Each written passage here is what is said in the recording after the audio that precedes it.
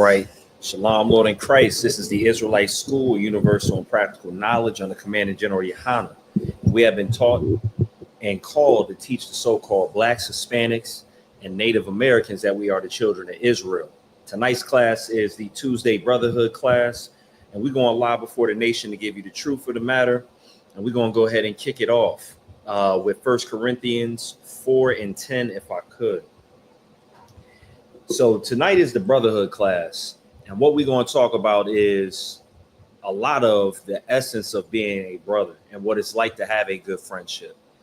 And also that would help you be a better, neighbor rather around the people that you are around in your neighborhoods, because brotherhood is something that you should realize, if you have any wisdom, is lacking in the world. From the things we see on TV, social media, when we're around each other at the job, it's really a lack of brotherhood. And the best way to put it is Blacks, Hispanics, and Native Americans need to deal with each other better and be more civil, because our enemies are not civil with us, and they don't have the type of care that the Most High wants us to receive. The Most High wants us to have care from each other. But if I could, I wanted to start off with this, because these are words. If I could start off with 1 Corinthians 4:10 first, because these are words that you may not hear often. Every so often you'll hear people in the world talk about we need to be positive, this, that, and the fourth. But what about the positivity has the structure and the actual, building blocks to keep it that way? It's one thing to say it, but it's another thing to have the blueprint and the laws and the statutes and commandments and the actual, essence behind it, straight from the Most High. So Adawan, if I could, 1 Corinthians 4:10. Book of 1 Corinthians chapter 4, verse 10. We are fools for Christ's sake, but ye are wise in Christ. So we are fools in Christ's sakes, because a lot of people would say, what do we need to have brotherhood for in a capitalist community, in a capitalist world? It would be more beneficial, from the outlook of the world, to do for yourself and not worry about everybody else. It's a lot of us that go to camp, on Saturdays, or teach classes throughout the week, and, make the sacrifice and do that instead of actually, something like going to a job or making extra money. They would say we're fools because we decide to, speak against drug dealing in our communities instead of fattening our pockets. It's reformed drug dealers in the truth. But we are fools for Christ's sakes. But it's a wise thing in Christ to stop selling drugs. It's a wise thing to feed the sheep with the words from the Most High. Salakia, if you could. We are weak, but ye are strong. It might seem like a weak thing to, care about other people that might be strangers. Commander General Yohana said it best when he said, you're a black man like me and it's worth something. That might, to some, especially those in organized crime, see that as being weak. But if you continue to read, it says,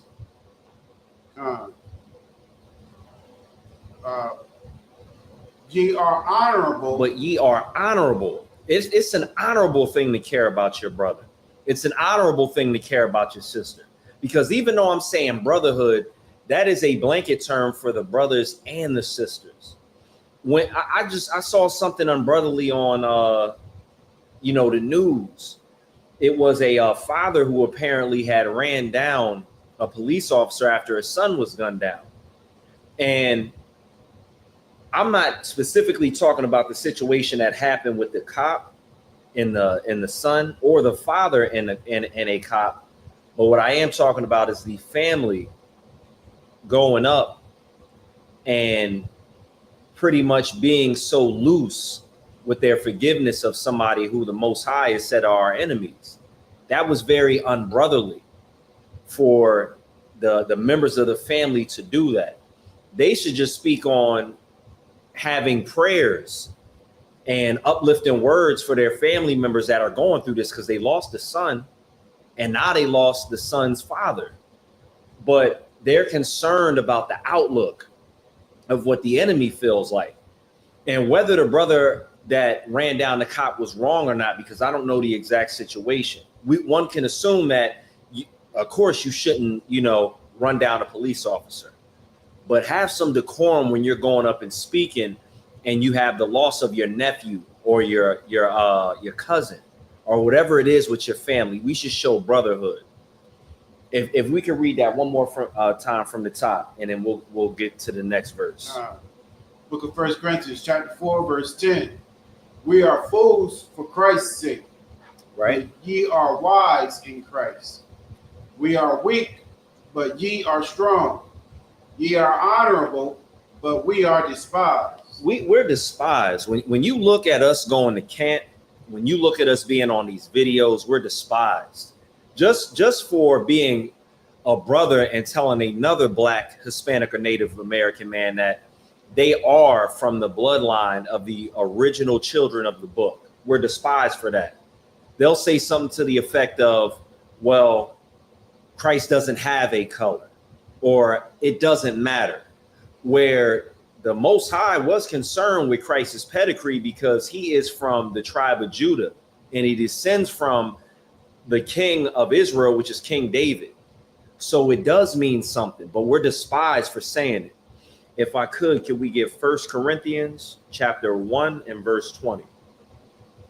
What we should do is we should be more concerned with what we think of each other and not what the oppressor thinks of each other. That would be brotherly. If we could possibly worry about what we should say to each other, if we should worry about what our outlook should be within our own communities. Because if you ask the average Black person that has a 9-to-5, they would tell you that the violence in their community is wrong. They would tell you that it's wrong for a mother or a father to be hooked on drugs or in jail away from their children. They would tell you that. But we're so concerned about what the oppressor says that we tend to, in the community, shuck and jive or want to move completely away from our own because we don't have the ability to control what happens in our neighborhood. If somebody's dealing drugs in our neighborhood, we don't have the power to get rid of that person, because if you do anything to that drug dealer, you're going to have the cops to worry about. Because there's more good citizens in the Black community than there are bad. There was a study shown that out of, I believe it was Richmond, California, that showed there was only a small group of people, around maybe 11 to 15 people, causing 73% of the crimes in the city. We need to have brotherhood to where the community gets together and they can put a stop to things like that. If we can start with 1 Corinthians 1 and 20. It's the book of 1 Corinthians chapter 1, verse 20. Where is the wise? Where is the wise? Where are the people in our so-called Black communities that have the answer? Continue. Where is the scribe? Where are the well-studied brothers who have the wherewithal to go back to the records and pull out what's necessary to get us back in order? Continue. Where is the disputer of this world? Where are the brothers and the sisters that are going to stand against the devil, Baal, Satan, with everything that is put on the Black community? Where are these people? I'll tell you, they're in the ISUPK, but outside of that, you will be hard pressed to find somebody who is going to completely speak against the world and everything wrong that's going on. The scripture in 1 Corinthians 1 and 20 is something heavy that we need to read, because that's the New Testament. So where are those who are going to be brotherly enough to not be a yes man around their pastor? Or if you're a pastor, are you going to be brotherly enough to tell your congregation the truth, even if it costs you tithe money? 1 Corinthians 1 and 20 says, where is the wise? Where is the scribe? when it's talking about the wise, the wisdom comes from the laws and statutes and commandments. So where are those who are going to follow the laws and statutes and commandments? Where are those who know the scriptures well studied enough to have the answers, to have the blueprint, to know what to do in certain situations? Where are they? When it talks about the disputer of this world, it talks about those who would stand up to things like Planned Parenthood and abortion. It talks about those who would dispute against homosexuality. It talks about those who would stand against the lies that are being told to Blacks, Hispanics, and Native Americans. It's a very brotherly thing to know that you're going to be ridiculed and know that you're going to be despised, and you still do the right thing because you know your brother and your sister is going to be better off for it. It would be an easy thing to just hide at your job, make money, save, go have fun when you want, and not step on that street corner and be in broad daylight telling the truth while everybody despises you for it, while everybody literally looks at you like some unemployed, scraggly Negro that doesn't have a lick of sense, when really it's the opposite.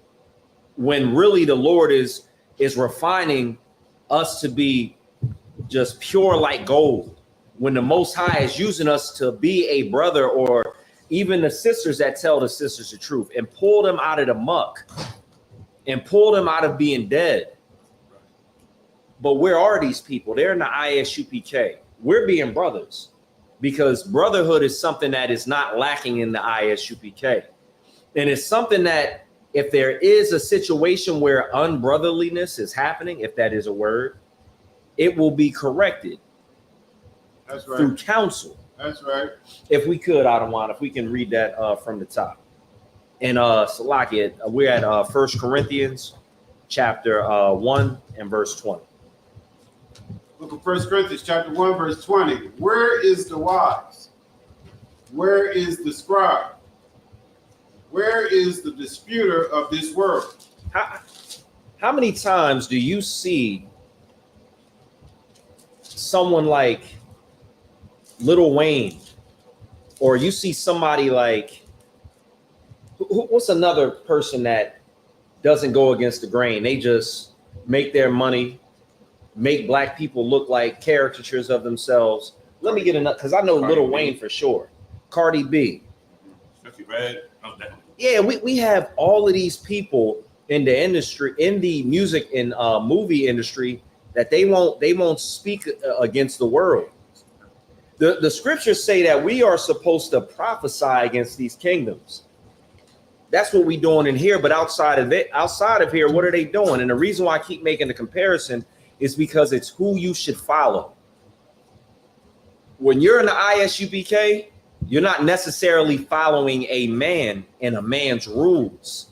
You're following the laws, the statutes, and the commandments of the Most High. What you don't realize is there's just a structure to it. And it's a brotherly thing that to know that there is somebody that will be able to outrank you and give you guidance on where you need to go. And they are getting it from the men above them and so on. And it's coming from the Most High. If we could continue. Have not God made foolish the wisdom of this world? So right now we see all these podcasts that seem like they have the answer. Exactly. We have all these movies that try to break stuff down and tell these different documentary stories, but it's literally foolishness. You have women that are out there that'll say, enjoy your life. If you're not married and you're not tied down, none of that stuff that happened before counts. But isn't that foolishness? Don't those women end up scarred mentally, physically, and emotionally? Don't they end up with incurable diseases that sometimes don't allow them to safely have children? Wouldn't that be foolishness to listen to the wisdom of the world if it's going to get you there?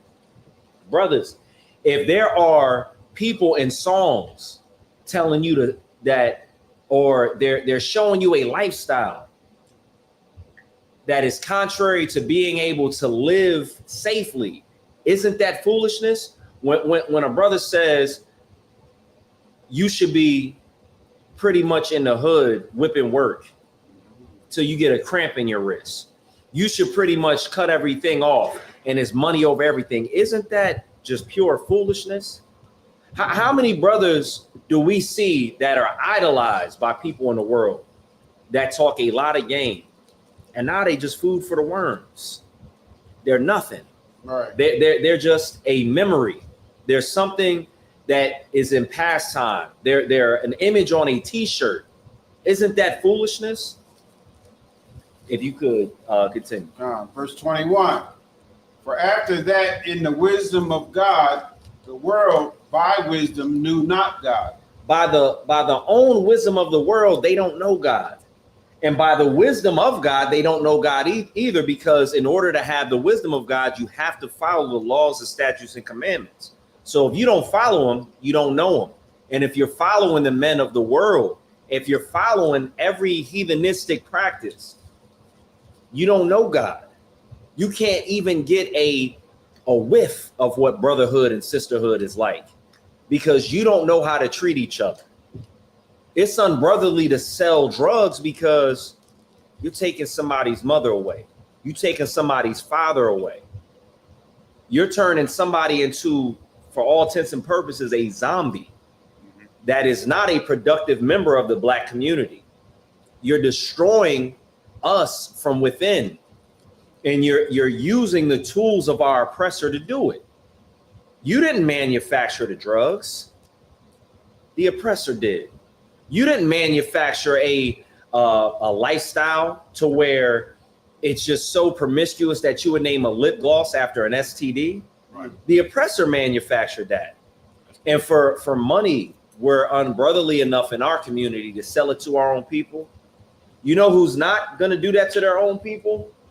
The small hats. They're going to do it to you and say they got families to feed. I can't remember the devil's name, but he was on what's that show called with Charlemagne and DJ Envy? The Breakfast Club. I haven't watched it in so long because I get tired of, after a while, people trying to give wisdom, and it's just stupidness after a while. Once you get in here, you're like, what this person is talking about, they just don't have a lick of sense. Mm-hmm. The scripture says it pleased God by the foolishness of preaching to save them that believe. It feels like foolishness. When you on that street corner and you in Philadelphia and you trying to give the word of God to somebody, and somebody calls you out your name, calls you fat, says they'll give you $1.50 across your face, you might feel foolish. But by the foolishness of preaching, it is to save them that believe. That is very brotherly. I can't thank the men above me and the men that came before me enough for going on that street corner, dressed like our ancestors in ancient times, and reading from that Torah and letting us know the truth. Because I wouldn't be able to sit in here before you. Eventually, the world would have probably wore me down. What little morals I thought I had would have probably been gone. Because after the time and time again, the world has a way of wearing you down, to where it whittles the brotherhood out of you, to where after a while it's crabs in a bucket and every man for himself. And people, they get this attitude and they're like, well, it's crabs in a bucket. Well, where do crabs belong? They don't belong in a bucket. Right. Why? The crabs don't belong in the bucket because we're not supposed to be feeding on them, but that's an excellent analogy to think of. Crabs in a bucket. I heard that in a song somewhere. I can't even remember. The crabs don't belong in the damn bucket. We don't belong in we don't belong in the hood. And it would be easier if we realized that we were the crabs in the bucket, in this sense, that we could create a chain and a network to pull each other out. That's what we're trying to do here. So we don't have to be crabs. Right. If I could I get Matthew chapter 6, verse 12. I see a lot of and this is for, brothers and sisters out there who are in competition. And sometimes competition can be can be healthy when it's a healthy rivalry. You can have, healthy competition, but a lot of it's not. You're trying to outdo the next because you have low self-esteem. And if you had brotherhood, you would have realized and you would check that SHIT at the door. Right. Women don't wear big eyelashes because men like it. They do it because they're trying to have bigger eyelashes than the next woman. Women don't wear, a lot of things that they wear. And I'm talking about like the far reaches of like what we're starting to see. We're starting to see like mutations of women now. Yeah. We're starting to see I'm starting to see women hit the gym so hard that they got the same back as Brock Lesnar.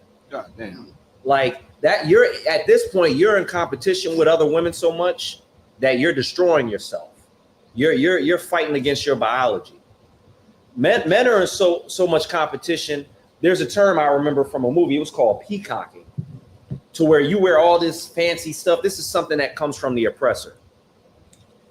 Matter of fact, let me look it up to make sure the movie didn't have it wrong. It's called peacocking. Let me make sure it's not something LGBT. By the way, because they just throwing something up in there. Right. Peacocking.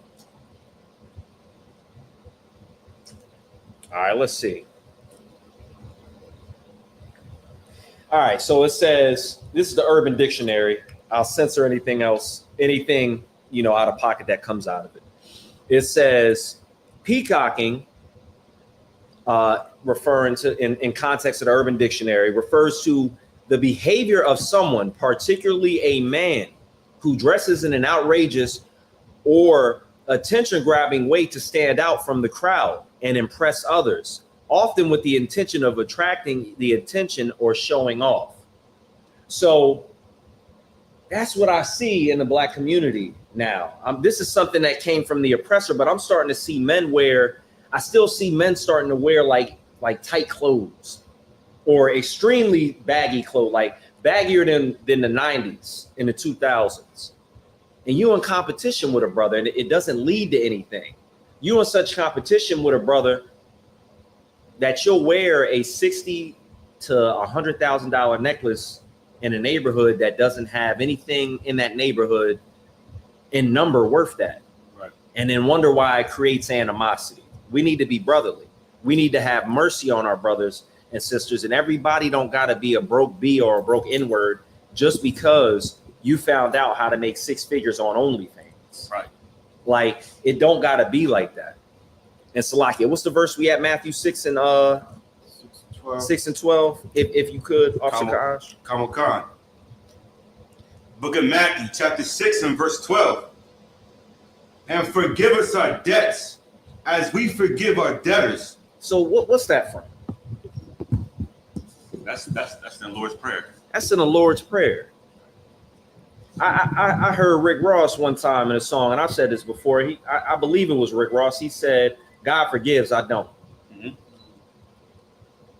Let's read Matthew 6 and 14 and see if Rick Ross, if the wisdom that he had for his brothers was righteous or if it was evil.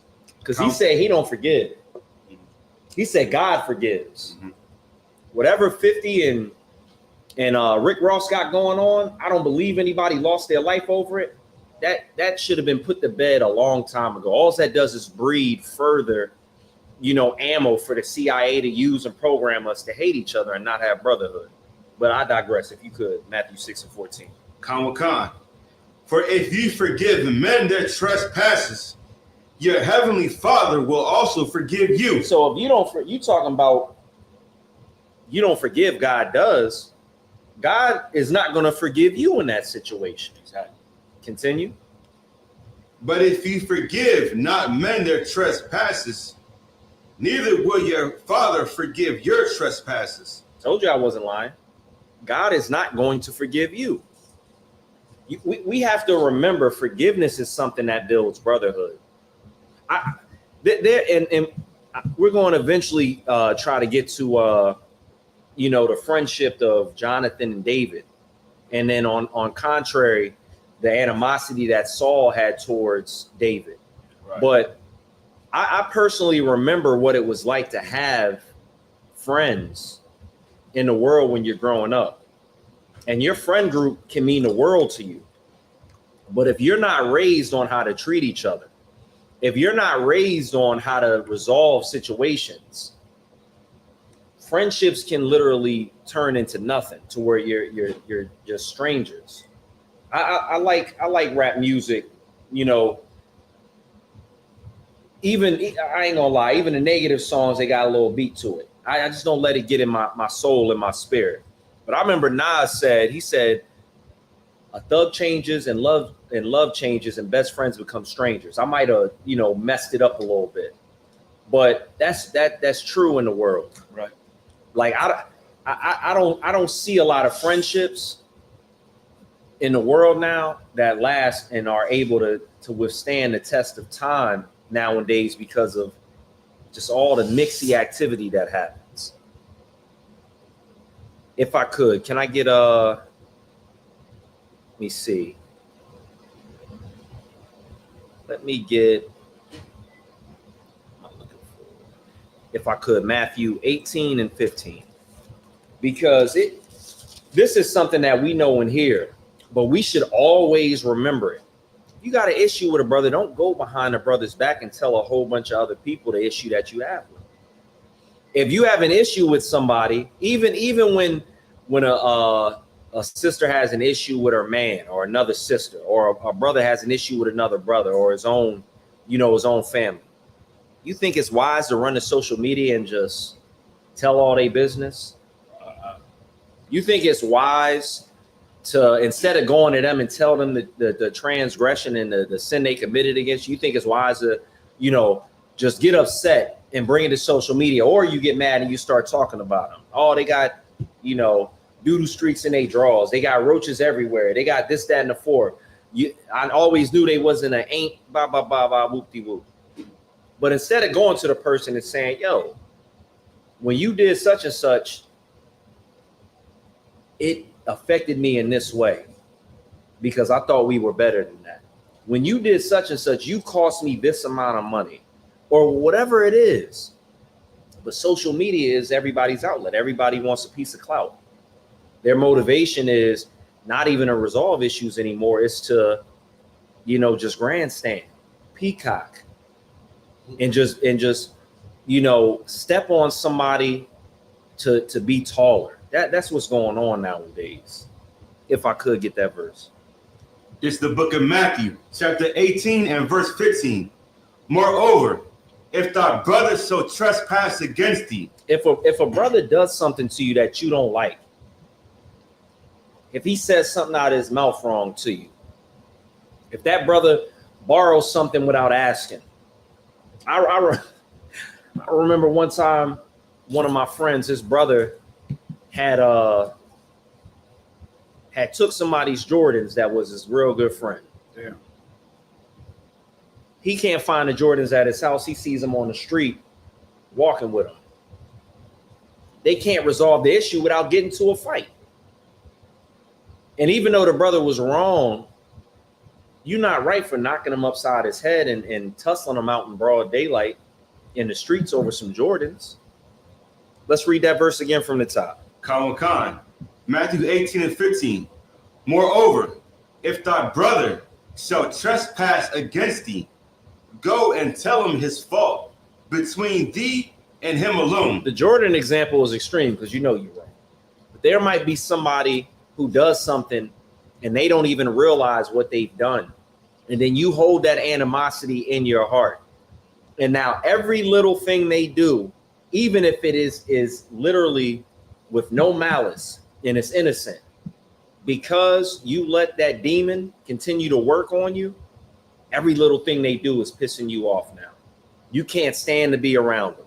Now you talking about them behind their back. Now you throwing subliminals on social media. Instead of going into that person and saying, look, bro, I don't like what you did because this, that, and the fourth. And let's hear the rest of it. Khan, if he shall hear thee, thou hast gained thy brother. If he hears you, you get your brother back. Your motivation should be, even though that brother is wrong, to go to that man and let's fix the situation. You don't have to hold the animosity in your heart, because if you do and you don't forgive that brother, if you don't go to that brother, how can the Most High forgive you? It's written in Matthew. Can I get Proverbs 25:9? Because a lot of what I see in the black community is a lot of emotional men who just don't know how to control their actions and their mouths. Right. And the same with the sisters. I see emotional women who don't know how to do the same. And if we could just get a hold of those mouths on both sides, we would be a lot better off. Because the way we speak to each other, speak about each other, it's just venomous. It's outlandish, the things that I see on social media. Even down to the pranks. You ever see the unbrotherly prank that the brother does, where he walks up to a couple and starts yelling about the girls behind in front of the girls' man and almost causing a fight? That's crazy. It's ridiculous. For clout, for dollars at the end of the day. And what the scriptures say about the love of money: for the love of money is the root of all evil. You willing to offend a stranger that's a brother for no reason, so you can get clicks on YouTube, Instagram, and Twitter. If I could. Khan, this is Proverbs. And Salakia. A lot of people don't like that. But what a lot of people should do is not even get it views. If blacks, Hispanics, and Native Americans ruled the world in righteousness under Christ, accounts like that would be shut down. And that brother would probably be brought up on some type of charges that violated the code of brotherhood. Like, I know for sure if Kaash saw that and we were in power, Kaash is going right to that man and putting that to rest. Exactly. It's not happening no more. It's 25 to life. Right. It's 25 to life. He can't get community service? Nah. All right, no sweat, no sweat. You the boss. This is the book of Proverbs, chapter 29 and verse 5. A man that flattereth his neighbor spreadeth a net. Salakia, 25 and 9. No sweat, no sweat. This is Proverbs 25 and verse 9. Debate thy cause with thy neighbor himself. Go to your neighbor, and if you have an issue or a cause against him, go to him. This is what Matthew was saying. Continue. And discover not a secret to another. If that's between you and him, what's going on, you don't need to go to Jody around the corner and talk to him first. That's a mistake that a lot of us make when we coming up. You go talk about what another brother did, and now the brother comes and tells the person that you were talking about. They go and tell that you were talking about them. Right. Even though initially you were wrong, but now you went and talked about, whoever, like a dog to Jody. Jody goes back and tells him, and now your cause isn't even as strong because you done violated the brother now too. One more time from the top, if I could. Khan. Debate thy cause with thy neighbor himself. Remember that. Go straight to the person. Don't even think about it. Just go to him. Don't worry about going to somebody and check. Am I tripping because such and such did this to me? But how he gonna do? Like, don't do that. Just go straight to the person. Don't think about it. Don't check the temperature with somebody else. Debate thy cause with thy neighbor himself. Continue. And discover not a secret to another. This isn't some weird secret or something that's wrong to be keeping from somebody. But what it's saying is, don't be telling business that is not necessary to tell with an issue that needs to be handled internally between you and that person. Right. Because it's just going to cause more issues. Matter of fact, I think if you go down to verse 10, let's hear verse 10. Khan, verse 10. Lest he that heareth it put thee to shame. Exactly.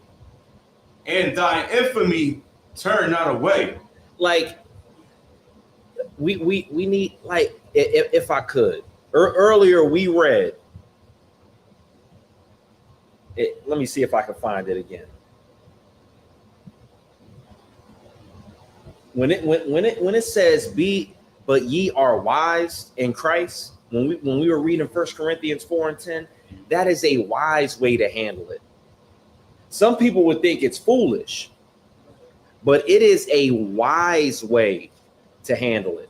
It's a very wise way to handle it. Because why? So you can keep the integrity of the situation intact and you don't become a wrongful party in the situation. Right? If I could, let me get,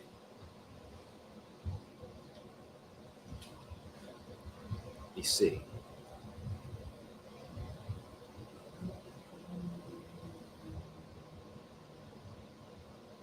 Yeah, no sweat. I'm gonna go ahead and skip over that, and we can actually get to the what time is it? Okay, yeah, let's get to the story of Jonathan and David, because I don't want to get too far over in Saul and David as well. So we can start at let me see. Let's start at 1 Samuel chapter 18 and 1. I know y'all remember those friendships that you had when you were a kid, when ignorance was just bliss, when a lot of small things just didn't matter. Like there were times where your friends might have done something to you and you forgave them. But as we get older, we don't have that childlike attitude anymore. We're not raised with that type of, wisdom to know to go to a brother or forgive a brother. All right. We listen to the world.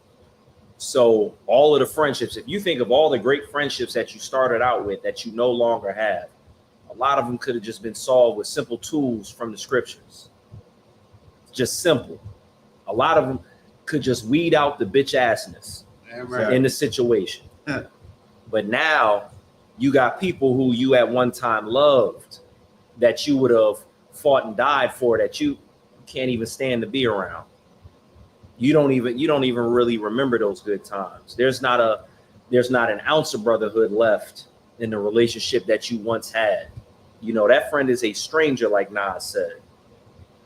But there was a friendship in the scriptures with Jonathan and David.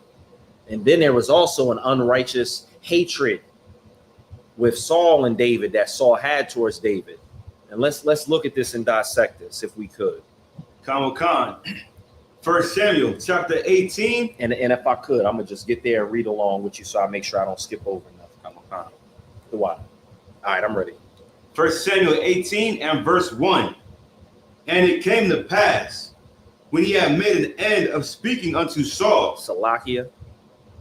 Let me get to, because what we need to read first, I just want to get a little context behind it. We got to go back to verse, I believe, 17. Let me see. Yeah, let's go to, and forgive me, let's go to verse 1 Samuel 17 and 54. Khan. 1 Samuel 7 and 54. And David took the head of the Philistine and brought it to Jerusalem. But he put his armor in his tent. And when Saul saw David go forth against the Philistine, he said unto Abner, the captain of the host, Abner, whose son is this youth? So this is the end of David's fight with Goliath. And this is just leading up to where Jonathan and David become friends. But I want to read all the way through it just to get the context of, 1 Samuel 18 and 1 when it describes what happens. But you can continue. Khan. Whose son is this youth? And Abner said, as thy soul liveth, O king, I cannot tell. And the king said, inquire, thou whose son the stripling is. And as David returned from the slaughter of the Philistine. That's crazy. If I could, David did all that work and he's like, who is this? And he's like, man, I couldn't tell you. I don't know who that is. Like he did something so amazing.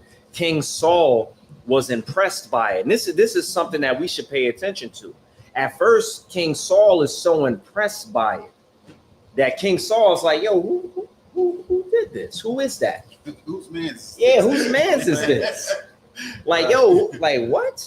Like it would be as if like, and this is on a lesser note, but it would be like, imagine something that you're well versed in, like whatever you're well versed in, like you're versed in chess or basketball and somebody does something that is rare, like they do a 360 windmill on a whole squad of people, or in chess, what's the quickest you could checkmate somebody in chess? Because I don't play chess. I'm gonna say about 4 or 5 moves. You see somebody do it in like 3 moves. It might be impossible. You cheated. They he said he cheated. But you see somebody do something that's so amazing, and you're the king. You're well versed in it. You're the king, so you know about war, and you like, yo, who is that? Who's this that has done such a great thing? Continue. Khan. And as David returned from the slaughter of the Philistine, Abner took him and brought him before Saul with the head of the Philistine in his hand. In his hand, the work that he just did that was so amazing to Saul. He got to work with him. He made quick work of the Philistine. What's his name? Goliath. I'm forgetting his name. David's so amazing. Continue. Khan. And Saul said to him, "Whose son art thou, thou young man?" And David answered, "I am the son of thy servant Jesse the Bethlehemite." The Bethlehemite. He from Bethlehem. Continue. Chapter 18. And it came to pass, when he had made an end of speaking unto Saul, that the soul of Jonathan was knit with the soul of David, and Jonathan loved him as his own soul. So Jonathan is King Saul's son. What David did was so amazing. He like, this is like the flesh of my flesh, blood of my blood, as we say. Like, what's the term you would use? Like, what's up, twin? Like somebody do something so amazing, you like, nowadays, brothers using it unbrotherly. They like, what's going on, twin? What's the problem? But twin at first meant something different from where I'm from. Twin was son. Jonathan like, that's twin right there. I rock with what he did. Like I mess with him heavy. That's set heavy on my chest. Right. That's somebody I need to rock with. He's going to be my friend. And I've had friendships like that in the past when I was a kid. But Saul started out pretty much the same way. He was impressed by it. But if we can get to it, you're going to see how much it changes. Continue. Khan. And Jonathan loved him as his own soul. As his own soul. He loved him like he loved his own self. And that's what Christ wanted from us, right? Love thy neighbor as you love yourself. Right. Continue.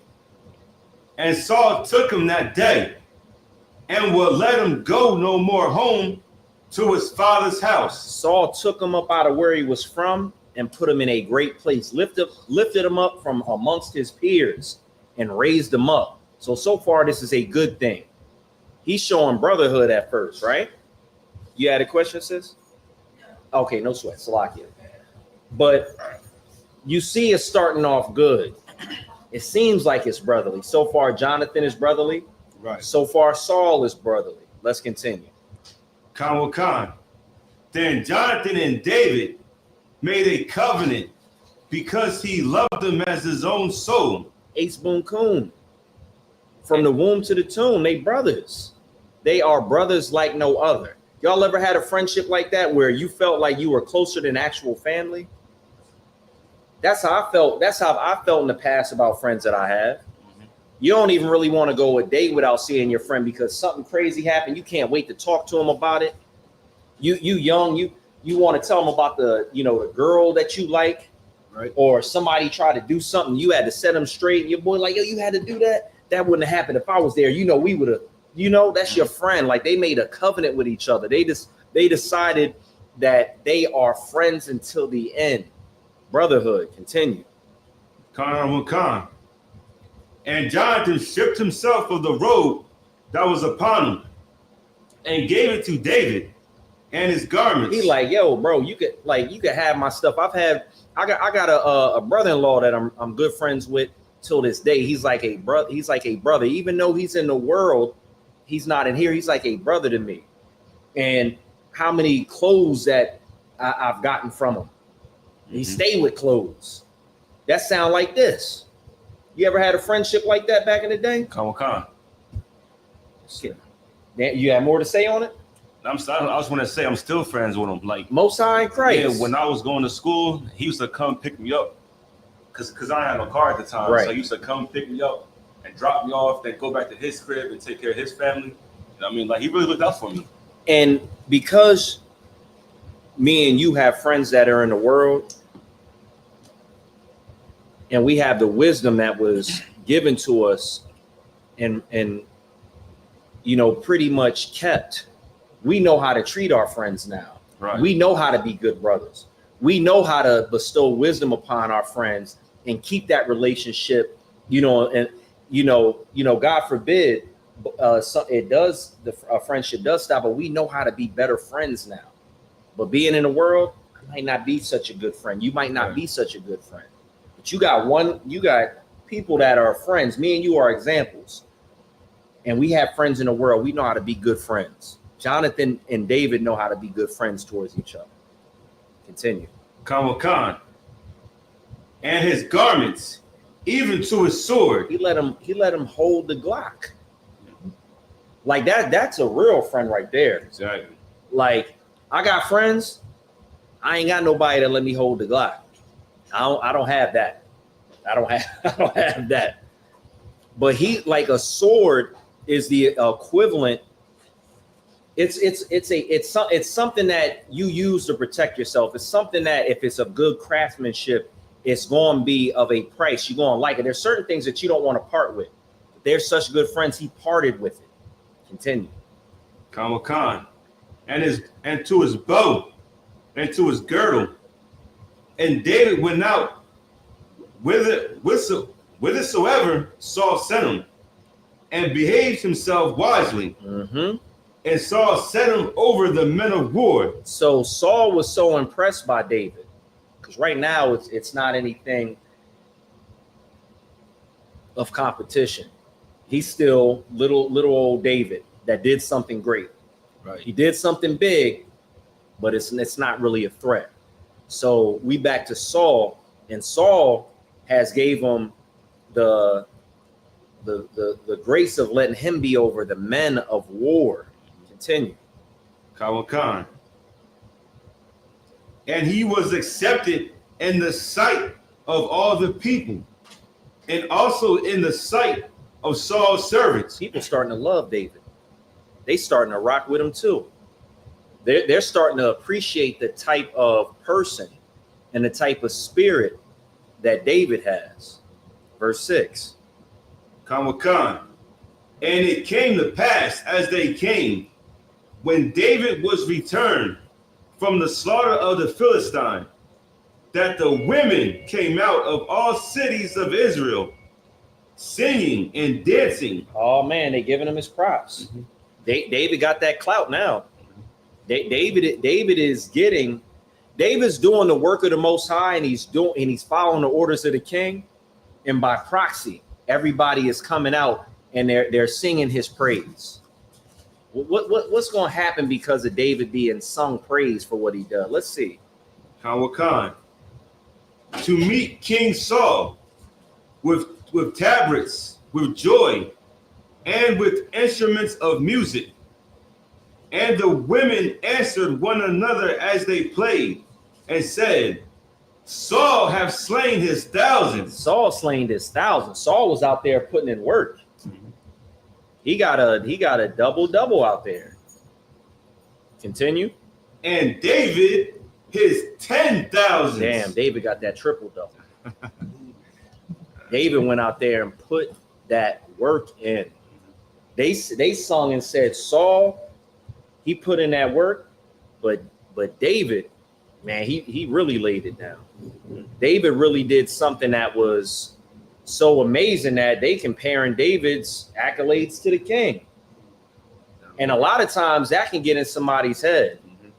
A lot of times when somebody comes to you and you hear them talking good about somebody else and you don't feel like you're getting your just due, if you don't got the right state of mind, it might get to you.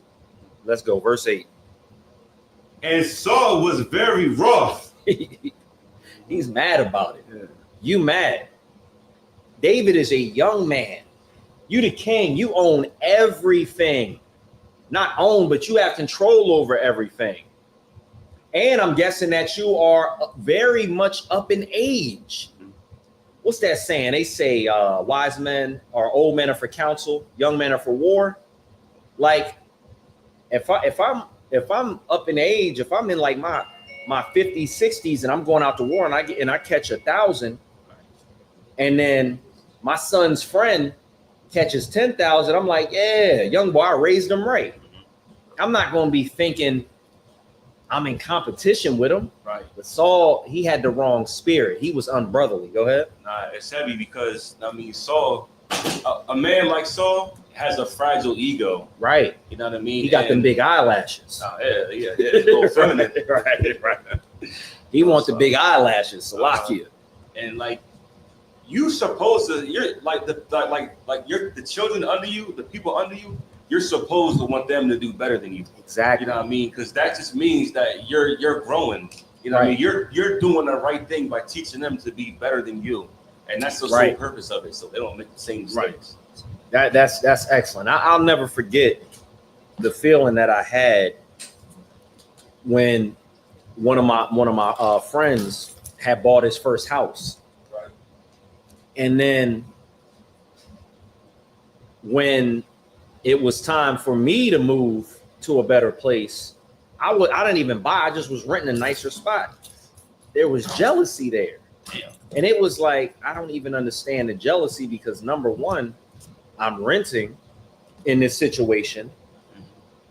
And then number two, the house that you have is still nicer, but I guess because I stepped out of the situation and was no longer, I just didn't understand it. Like you could clearly tell the quality in the living spaces. Like even though it was something nice that the Most High had, blessed me with, at least that's what I thought from a young age. Some people might think it's like a shack, but from where I came from dorm rooms and then living in certain places, this was, even though it was a small spot, it was a big deal for me at the time when I was young. I was in my 20s, I believe, and the person wasn't happy for me like I was happy for them. I'm singing them accolades like, yo, such and such just got his own spot, and he called a crazy deal. He called what's it called when somebody forecloses? Foreclosure. There it go. Called a foreclosure. Word, yeah, spot nice. He got this whoopie whoop. But then you see my spot, it's like, huh? You acting like Saul. Like, why you got the big eyelashes, brother? Like, why? But continue, Salaki. Come with Khan. Salaki, really off after. I got you. We left off and at Saul, I come Salaki, sir. Verse 8. And Saul was very wroth. He big salty. He's mad. And the saying displeased him. He's mad. And he said, they have ascribed unto David 10,000. How they gonna talk about his triple double? And to me they have ascribed but thousands. Yo, that's what you did. I really would pose the question to somebody like this. What should have been said? Should they not have mentioned David?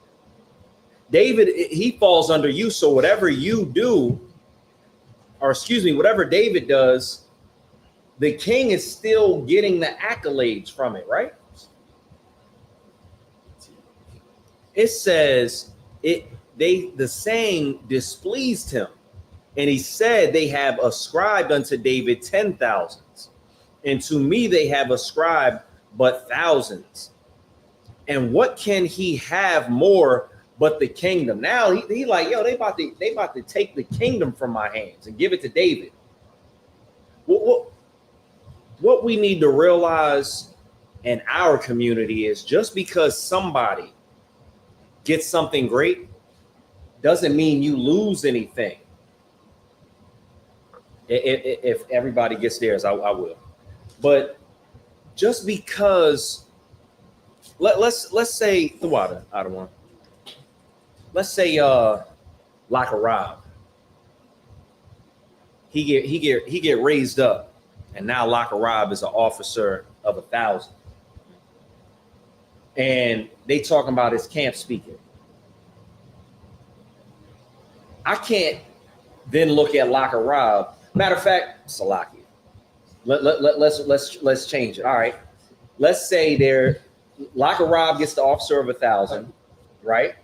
And then you have a brother that is a captain, and they're talking about, Rob had, the brothers getting boot kisses and this, and he battled like 15 people out there, and then Cat he battled 3 people, and the women. Wouldn't it be nonsense for Cap to be upset with Rob and think that he's about to get to school now? Like, if we break it down in those terms, Saul was so immature and unbrotherly in this manner. What should have happened is Saul should have went up to David and said, "Ak, I'm proud of what you did. You've been raised right. You come from the good stock of Israel. What we drinking tonight?" He should have poured King David, Salakia, David at the time, a drink, and they should have had a celebration. And that would have been something brotherly. But instead, he let that demon talk to him, like a lot of us in the black community do. That's really why a lot of brothers, they end up unalived in a lot of situations in the hood. Some stuff is you messing with somebody's girl, or you done did somebody wrong, or put your hands on somebody you shouldn't. But a lot of it is jealousy, especially if it's a stranger, and you don't, at the time you don't even know the person. You just see them coming through, and the people are receptive to them, and you don't like that. That's what King Saul was on. And I was giving an analogy about the sisters. I was saying, a lot of times, with certain sisters that, they're doing certain things, like with the eyelashes. Like, you ever seen the eyelashes that come out about like 3-4 inches? Is that something that you like? Women are in competition with each other. Right. They clearly know that that's not something we like. It's their eyes are being weighed down so much that they're not even operating properly. But men don't like it, but you're in competition with another sister. Go ahead. Yes, Salakia, sir. A lot of our sisters don't even know where the eyelashes and all that kind of stuff really derives from. Where it derived from? The old I seen an article. Say it again. Right. I seen an old article, and it was from. See, Rob just brought up something that I didn't know about. Right. I'm about to go King Saul on him, bro. No, I'm playing. Go ahead. Nah, but yeah, it comes from an old Edomite prostitute where she wanted stuff to stop getting. Matter of fact, so. Right. The general did bring that out in the class, I believe, one time. And sisters are in competition to carry a tradition of a prostitute. That's insane. Edomite at that, Salakia, sir. Good night. But if we could continue, we left off on we're on verse 9, but it says, "And what can he have more but the kingdom?" Continue. Verse 9. "And Saul eyed David from that day and forward." So he's looking at him with the side eye now. Right. Now he got his eye on him. Every single thing that King David is doing, he's not appreciating. Just like I was saying earlier, instead of getting counsel on it, because David didn't actually do anything wrong, so he can't really go to him and him alone. But there has to be some wise man that Saul should have been able to go to and say, "Man, look, I'm feeling this type of way." Maybe Samuel could have helped him out and said, "Oh, King, but this, and this," and got him straight. And he could have had somebody that he could have went to. But instead, let Satan play with his mind. He let himself get in the wrong spirit and be just the complete opposite of what a brother should be. Continue. Verse 10. "And it came to pass on the morrow that the evil spirit from God came upon Saul." God saw all that Saul was doing. Everything that King Saul was doing, God saw it. And instead of having a spirit from the Most High, an evil spirit from God came upon Saul. And that's how you should know. And Salaki, if I could, yo, because everything is going to pick up in the mic if I could. No sweat. But that's how you should know. And this is just a little sidebar. Evil spirits come from the Most High. They don't come from Satan. Right. So the Most High is seeing what's happening. He sent that spirit to him. We can continue. That the evil spirit from God came upon Saul, and he prophesied in the midst of the house, and David played with his hand as at other times, and there was a javelin in Saul's hand. You so caught up in being jealous, you got murder on your mind. You so caught up, and this is something that we gotta take a look at.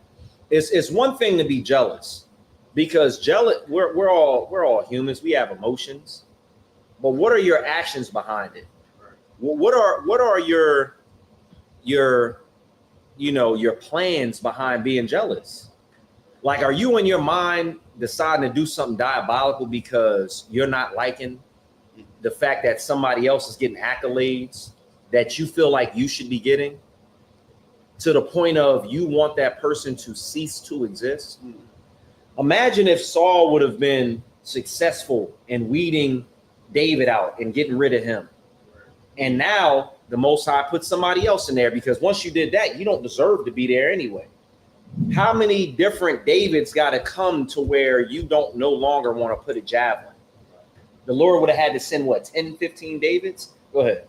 Not slacking, because this is just like what happened to Cain with Cain and Abel. Exactly. You know what I mean? This spirit is, jealousy is such an evil spirit. Right. You know what I mean? For real, because you be hating your brother for no reason. Right. And all you have to do is do better, and you'll get the same treatment, you know what I mean, from the Lord and stuff like that. And you'll get the same consequences for your actions. Exactly. And what Ka'ash is bringing out is so heavy. It's the evilness behind, after being jealous, what you decide to do. Maybe you should decide to work harder. Maybe you should decide to get some counsel, because taking somebody's life of a brother is just not the answer. It ain't the answer at all. We can continue. Verse 11. And Saul cast the javelin, for he said, I will smite David even to the wall with it. And David avoided out of his presence twice. You so unbrotherly that David has to leave from around you, not to be killed because you want to be evil because of your jealousy. And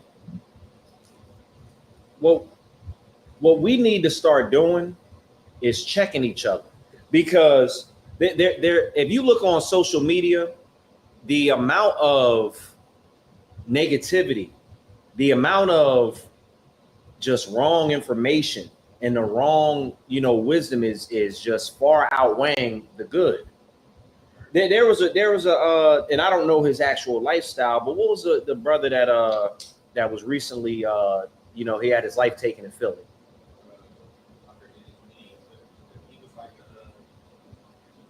Yeah, he was positive from what I'm hearing, and I don't know his lifestyle. And I know a couple brothers from Philly, and heard things from their friends and this, that, and the fourth. But I don't know his lifestyle. But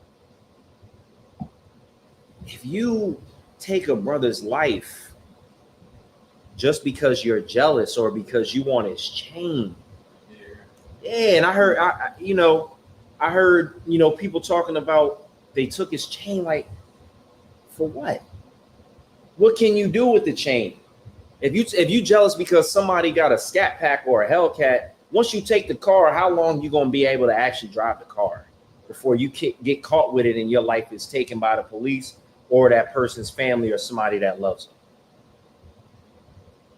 them? Brotherhood, if we had it in the Black community, a lot of this stuff would be spoken out against. It would be hordes of people. The community would drag these boys out of their houses, and then the next generation would know I can't do nothing like that, because the whole community is going to come like a horde, a wave in an ocean of people, and they're going to get me for my wrongdoing. That would be brotherly, right? Right. It's a lot of times somebody do something wrong to you, and you wish that everybody that knows about the situation would do something about it. That would be brotherly. But in the world, it's the opposite. If I see somebody mistreating a brother in here, I know me and a lot of people will be like, oh, what you doing? Like, you can't do that. Let me holler at you for a second. And that's what I love about in here, because there's accountability for your actions. Out there, there's no accountability for your actions. It's wrongdoing, and to the point where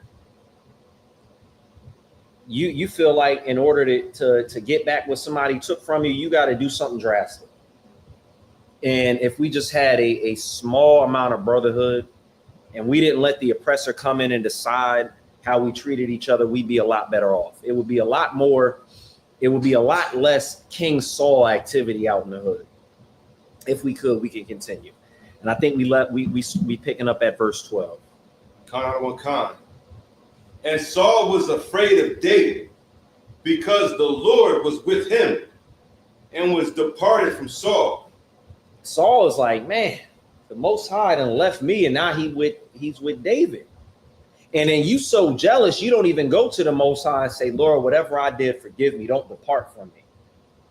You don't say, you know what, Lord, whatever I've done to cause this, please stall it out. Let me give the kingdom over gracefully without shame. You decide to want to unalive David, even though you know it's the Most High's work.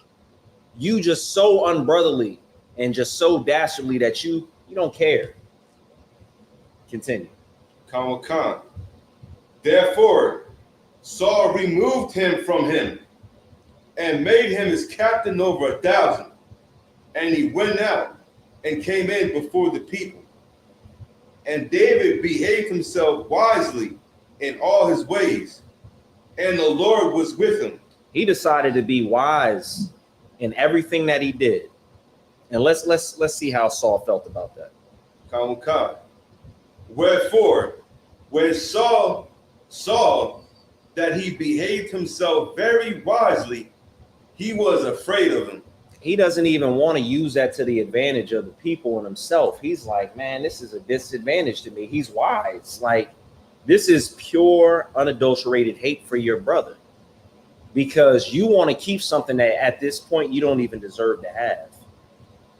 You don't deserve to have it. Continue.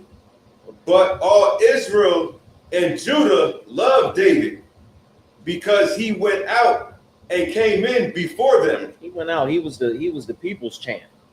He was the type of person that was able to network with the people and showed love to the people. Not like a politician, not like somebody that just comes out when they want your votes. Not somebody who's just trying to sell you and your people up the river so they come and smile and they shake your hand and they got charisma. David was about the people. In these situations, or Salaki, in these scriptures, it don't seem like Saul was that type of person. Verse 16. But all Israel and Judah loved David, because he went out and came in before them. And Saul said to David, behold, my elder daughter, Merab, her will I give thee to wife. Only be thou valiant for me, and fight the Lord's battles.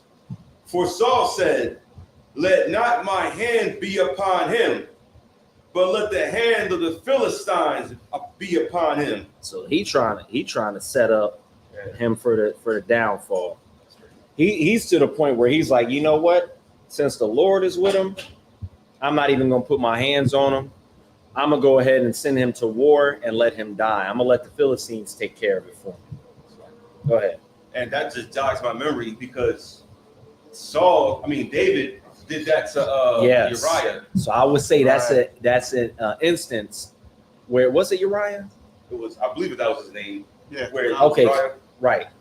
Yeah. So in that instance, King David would have been the unbrotherly person. Right. Because when as we read it and I'm thinking about it, and I'm like, man, you did that to somebody after they tried to do it to you. And also, it just goes to show you, you know what I mean? Like this is what Samuel told the people, like told the Israelites before they even got the king. They said they're going to get a king, and he's going to basically be an oppressor. You know, like he's going to do shady stuff every now and again. Right. You know what I mean? And he warned the people of that, and we see it time and time again. That Absolutely. once like you give a brother a little bit of power that does not use it correctly, and they go mad with it. You know what I mean? And they start putting hits out on brothers and stuff. You know what I mean? Getting them killed. Like ridiculous. That's a crazy lineup, man. All right, you can continue. Khan 18. And David said unto Saul, who am I, and what is my life, or my father's family in Israel, that I should be son-in-law to the king? He like, who am I to be so great? Continue. Khan. But it came to pass at the time when Merab, Saul's daughter, should have been given to David, that she was given unto Adriel the Metholite to wife. And Michal, Saul's daughter, loved David. And they told Saul, and the thing pleased them. And Saul said, I will give him her, that she may be a snare to him. Good night. And that the hand of the Philistines may be against him. So while we read him everything that he's doing, what this should be a lesson is, don't get so caught up in your hatred for your brother because you're jealous that you just go down a rabbit hole of deception and evil against your own brother. This should make you check yourself, and when you feel a certain type of way about somebody, what are your intentions now with this person? What are you conjuring up? You was about to say something? Go ahead, no sweat. Nah, because this is heavy. Because you know what I mean, and also on the flip side, if you're the like if you're in David's position, you know what I mean, when you know that this person is trying to come out to get you, know this person is trying to unalive you, you have to be wary of who they send to you. Exactly. Because he sent his daughter to trap him. He didn't send her there. Oh, like, was you gonna be loving all together the whole time? You know what I mean? He probably spoke with his daughter and was like, listen, I got a plan. We're gonna do this and this and this and that. You know what I mean? So you have to be aware, especially when they come like you a man of God. It comes to certain women. You know what I mean? You like trap. That's crazy. Right. And what's crazy is this reminds me of things that happen in the music industry, to where you have somebody that's already established, and then you have a next up and coming artist. So now the established artist is trying to blackball the artist that's coming up because they don't want them to receive those accolades and they don't want them to have love from the people. Instead of building that brother and helping him build his brand, furthering your empire and helping him lift people up, you want to put him to stop. And now the oppressor that controls you ends up having more leeway and is able to put you guys against each other. It allegedly, Jay-Z was doing this to people. I don't know if y'all have ever heard that before. You was about to say something specific about it? Just that I heard that he get where he at. It's like just to get where he at. I heard that he had to cross a lot of people and put a lot of people down. Right. Get up. And even Diddy, even Diddy was, doing hateful things to his brother in order to further his own career. Right. So like I heard Diddy's upbringing was a little different though. He was forcing people into being under him. Wait a minute now. Yeah, Salaki. Under him? Like Salaki. Salaki. I heard Diddy. I don't know how true it is. You feel me? That's why I don't want to really put it out there. Right, like right. That. But, say allegedly. Right. So allegedly, I heard he was doing crazy things to have people under him in the sense of like having to listen to like him. Possibly getting somebody high out their mind, videotaping them doing something out of pocket. making them don't sign want a Right. contract after. Right. Like, is that not the most unbrotherly thing you've ever heard of? That's some devilish. I've heard I think he's either a rapper or I don't know what he really does. I haven't heard his music. His name is like Smart. A lot. I never heard of His name is Smart. You've probably heard him talk, but just don't know his name. He was on a podcast with Matt Hoffa, and he was talking about how there are situations where a brother will mess around, or a top guy in the industry will mess around and have you drunk out your mind, or high, not even drunk, but high out your mind off of something you didn't know was in your drink. They tell you to sign a contract. You say, no, I'm not signing a contract. What man in a right mind would sign this contract? This man. Show you something on TV, and it's you doing something you never knew you even did. Something unspeakable you don't want the people to see. Right. So now I think I may have seen that. Yeah, now you gotta sign. Now they gotta sign that. What brother would do that to another brother? Right. What man in his right mind would do something so just dangerous and despicable? Like, I can't imagine being in that situation. Salakia. And a lot of brothers, they should be thankful that they never made it to the music industry. Yeah. Because, man, listen, they might have not made it out unfondled. Right. Go ahead. I said they might have been suing Diddy right now. Man, listen, they probably wouldn't. This is what I've heard. I used to watch a lot of Law and Order Special Victims Unit. Like I like, for some reason, like my parents watched it so much. Eventually, I started watching it. And a lot of times, you see in that show, the men are the ones that don't come out, and they don't say what happened to them. They don't say what happened to them. So a lot of these victims that have been victimized by brothers who had the opportunity to change their life forever in a positive way have destroyed them. And for what? So they could be a king in the music industry, one of many. Rappers come and go. And you're not really looked at as somebody valuable once you hit a certain age in the music industry anyway. They're going to be like, man, get that old tired BS out of here. We should be creating a culture of brotherhood where you're good. It's almost like, I don't even know what term to give it, because it's just not something that they have. It should be something like a corporation almost.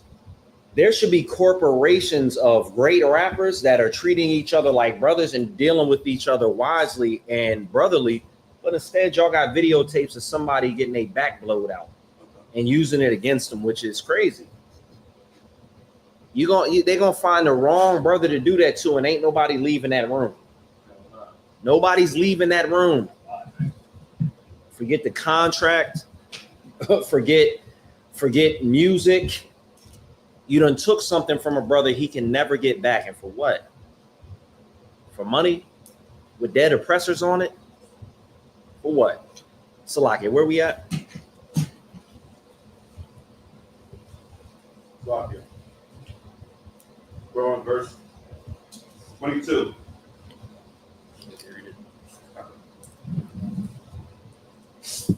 It's the book of 1 Samuel, chapter 18, verse 22.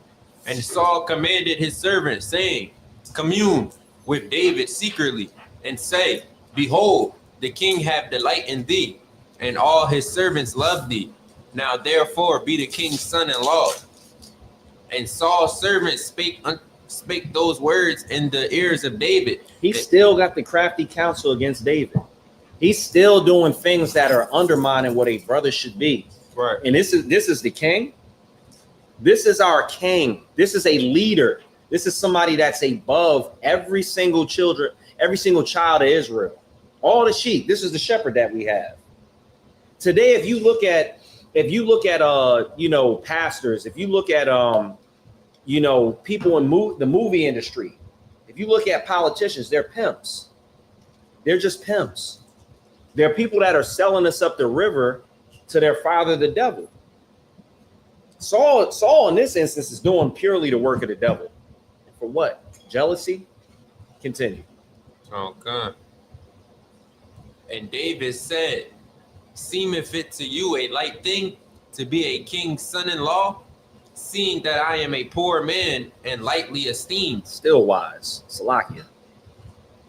And the servants of Saul told him, saying, on this manner spake David. And Saul said, thus shall ye say to David, the king desireth not any dowry, but 100 foreskins of the Philistines. Which is outlandish.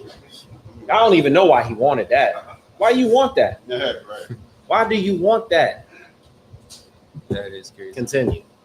To be avenged of the king's enemies. But Saul thought to make David fall by the hand of the Philistines. Not only is it a difficult task to complete, but it's also a weird task to complete.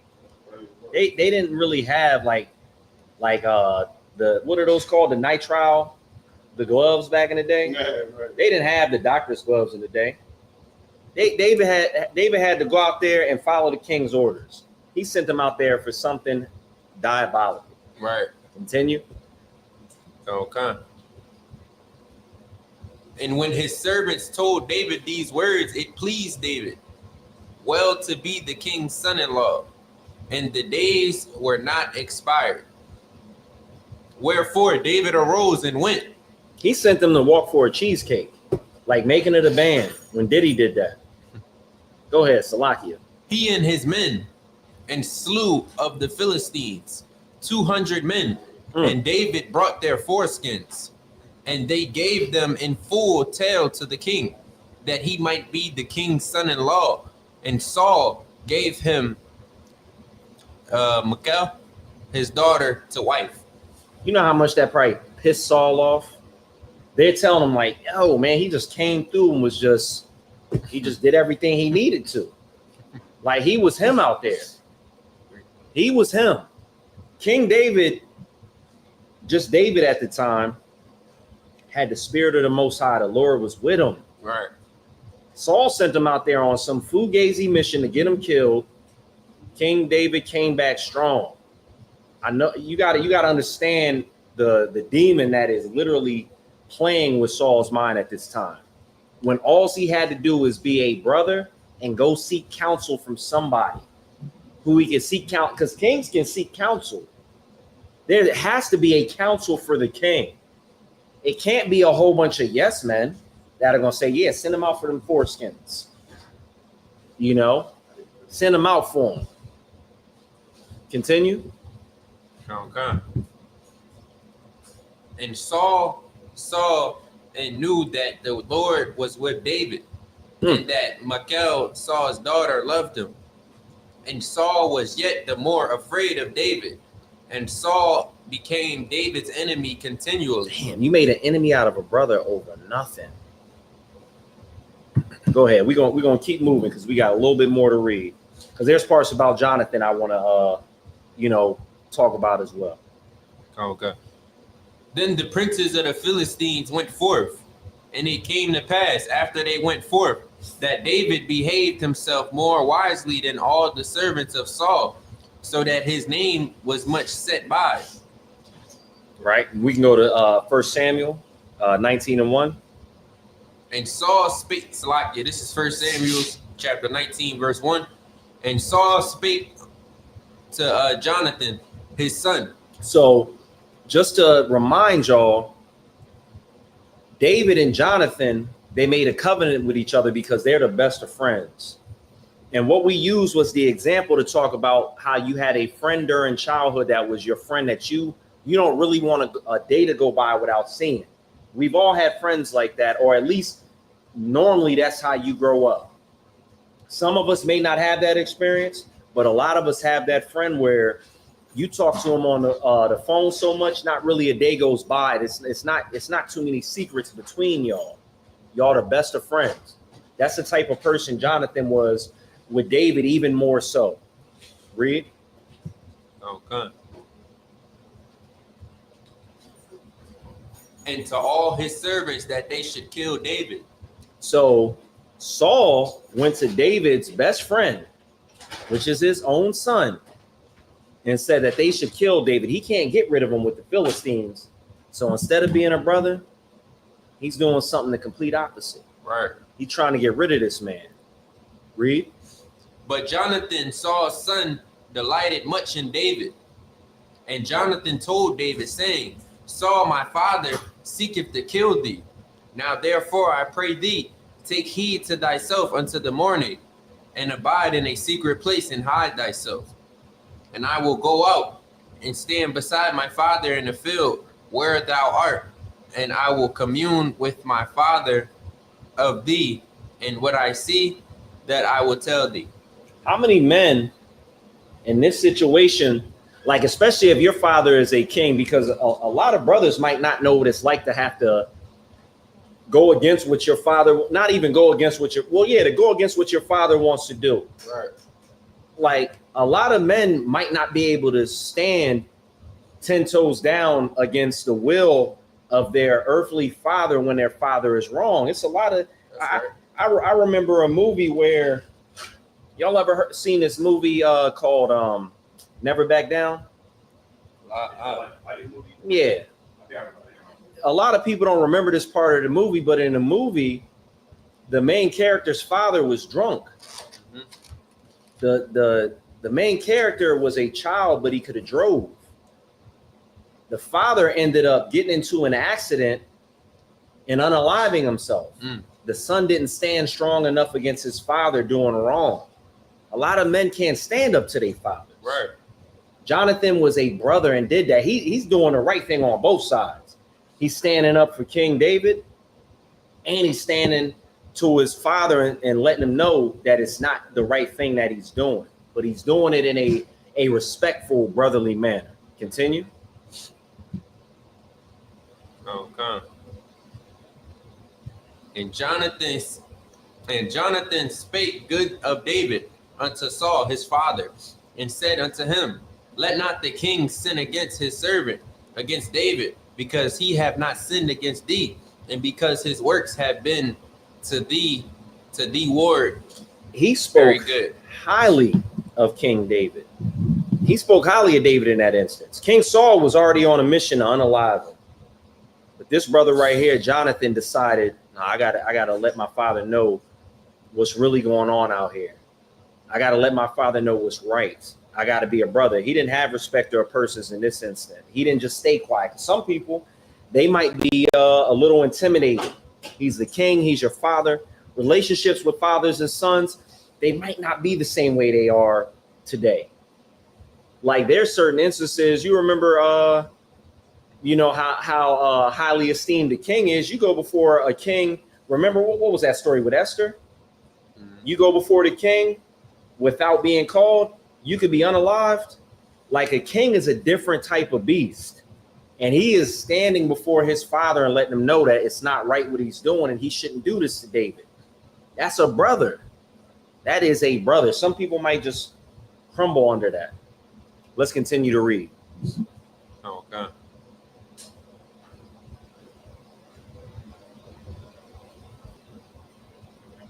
For he did put his verse 5, Slakia.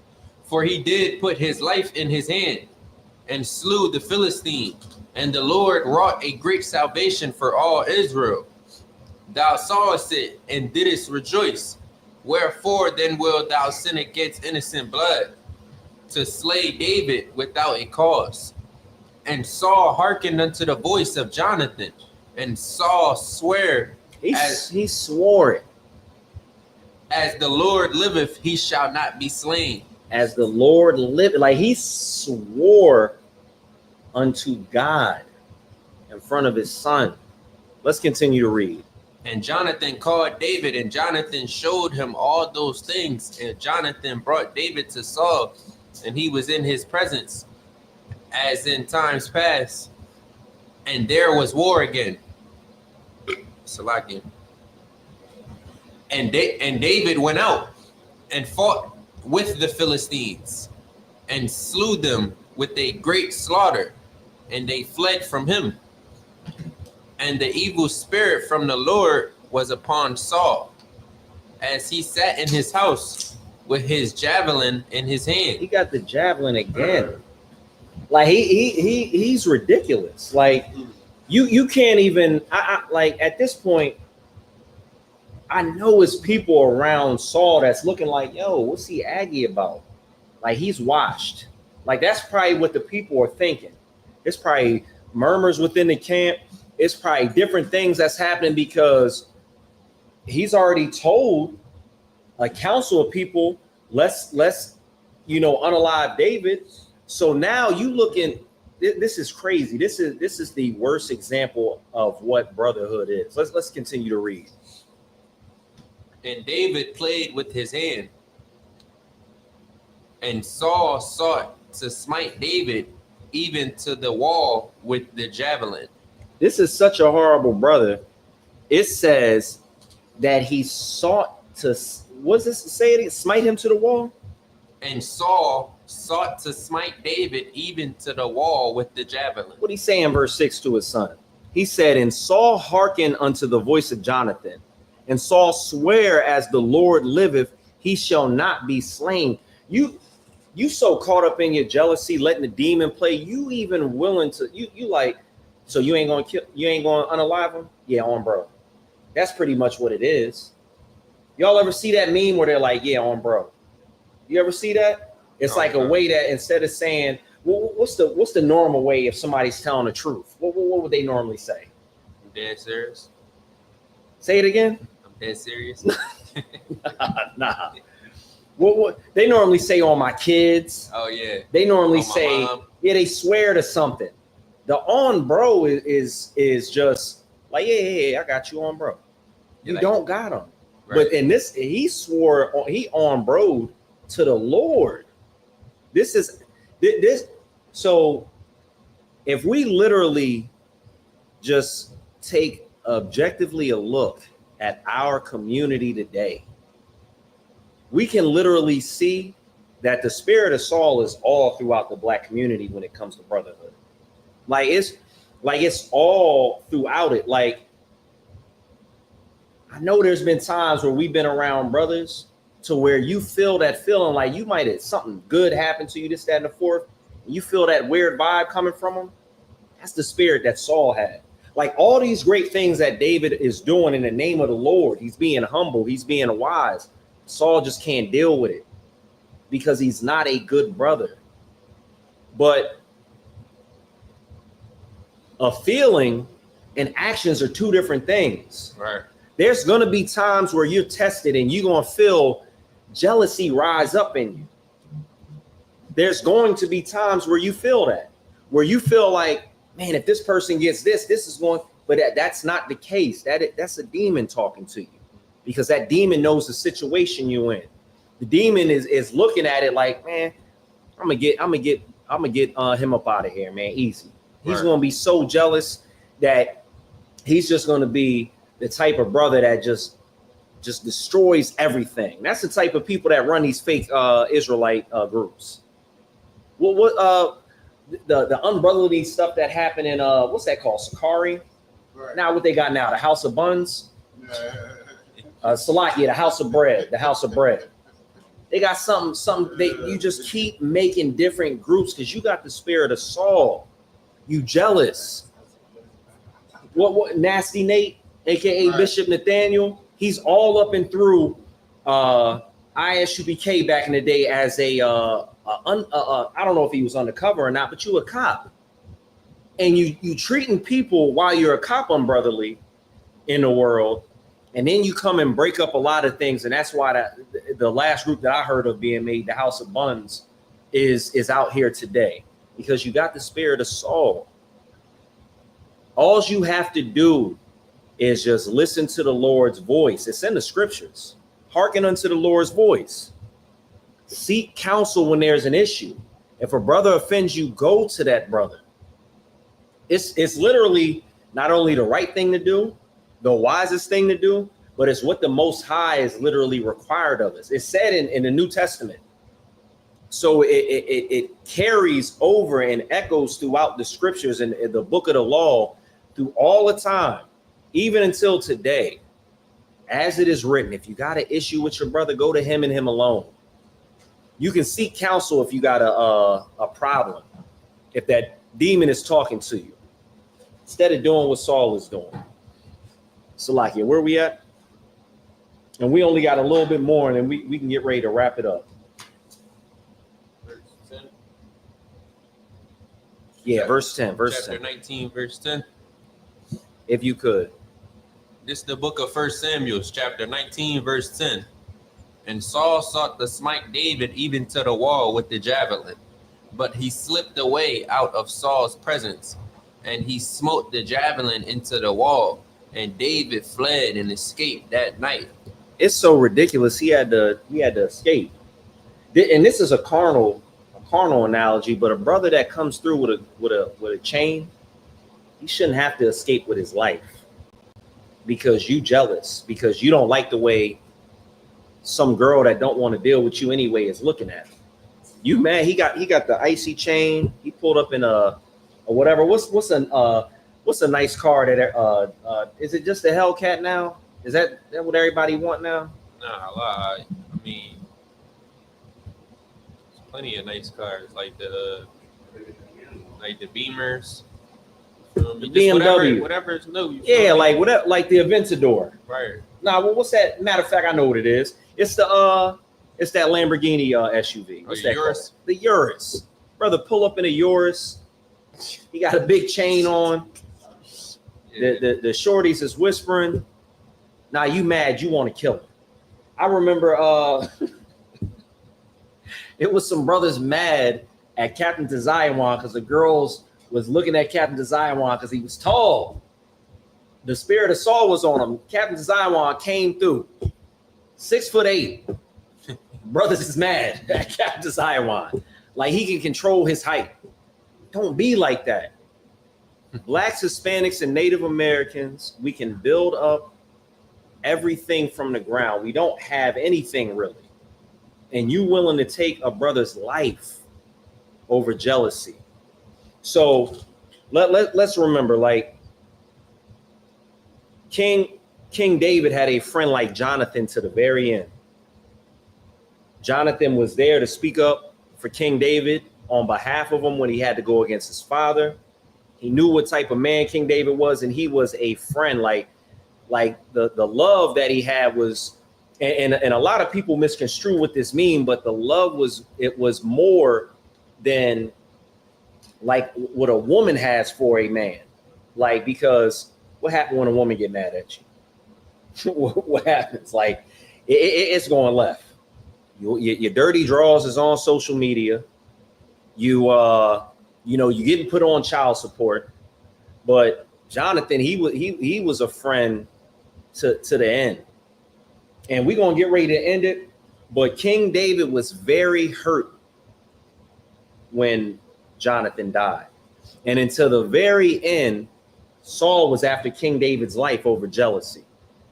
Blacks, Hispanics, and Native Americans, you should remember that brotherhood is a weapon. That's a term we have here. That came from did that come from Captain Akkad? Brotherhood is a weapon. Is that I don't know a term coin? I believe it is. Forgive me if I gave the wrong person credit. I believe it's Captain Akkad. Probably Commander General.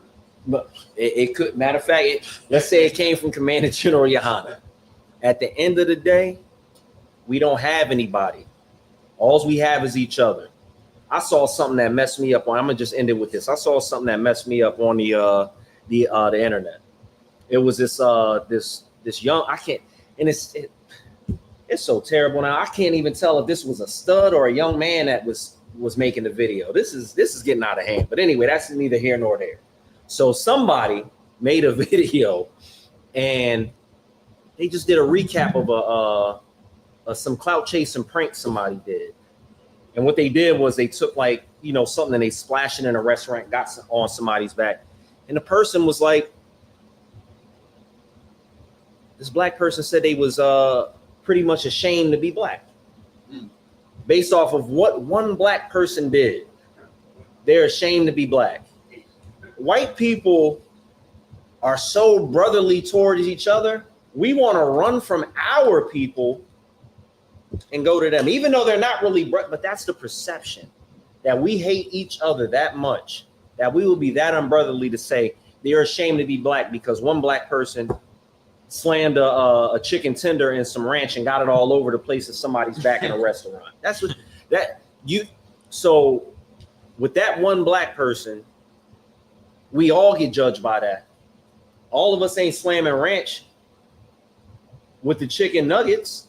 So are black people really the problem? We should love each other because everybody's going to hate us no matter what we do. Right. No matter what we do, they're going to hate us. They hate us so much that we didn't have livestock like everybody else did. We didn't have access to it. So chickens were something that was easy to maintain, right? So now niggas love chicken. That's the joke that's going around. We should just, hey, forget it, man. Niggas love chicken. I love my brothers. We gonna have chicken. We gonna do this, but we not gonna let the hatred that other people have for us dictate how we feel about each other. You get what I'm saying? But with that being said, love your brother, forgive your brother. Right. Don't be like King Saul. And with that being said, I'm gonna turn the class over to priest and officer of 1,000, Nataja Ali.